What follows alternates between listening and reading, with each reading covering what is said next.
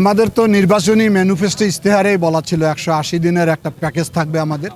সেগুলো নিয়ে ইতিমধ্যে আমাদের ক্যাবিনেটে 4টা বৈঠক হয়েছে। আমাদের অগ্রাধিকার ভিত্তিতে আমরা ফ্যামিলি কার্ডটাকে চালু করতে চাচ্ছি ঈদের আগে। আপাতত পাইলট স্কিমে আমাদের 8টি উপজেলায় আমরা এটা করব। পর্যায়ক্রমে যারা বেশি হতদরিদ্র তাদেরকে আমরা চিহ্নিত করার চেষ্টা করতেছি। পর্যায়ক্রমে আমরা প্রত্যেকটা পরিবারকে ফ্যামিলি কার্ড দিব। আর একটা কর্মসূচি ছিল খাল কাটা, যেহেতু এখন শুকনো মৌসুম, আমরা খালগুলো চিহ্নিত করার চেষ্টা করতেছি। 3টি মন্ত্রণালয় থেকে কাজ করা হবে, পানি সম্পদ মন্ত্রণালয়, এলজিডি এবং আমার নিজের মন্ত্রণালয় থেকে কাজগুলো করা হবে।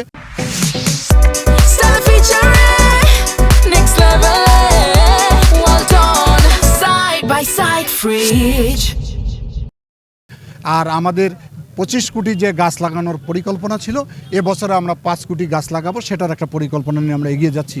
আর সর্বোপরি রমজান মাস, এখানে আইন শৃঙ্খলাটাকে আমরা গুরুত্ব দিচ্ছি, দ্রব্যমূল্যটা নিয়ন্ত্রণ রাখার জন্য বলতেছি, বিদ্যুতের যাতে কোনো ঘাটতি না হয়, যাতে মানুষের ইফতার এবং তারাবি এবং সেহরিতে যাতে কোনো বিঘ্ন সৃষ্টি না হয়, এই জিনিসগুলো আমরা অ্যাড্রেস করতেছি। সামনে ঈদের সময় যাতে নির্বিঘ্নে মানুষ বাড়িতে যাতায়াত করতে পারে, আসতে পারে, এবং সর্বোপরি দেশের এই আইন শৃঙ্খলাটাকে স্বাভাবিক পর্যায়ে নিয়ে আসার জন্য সবচেয়ে বেশি ভূমিকা রাখার চেষ্টা করতেছি আমরা।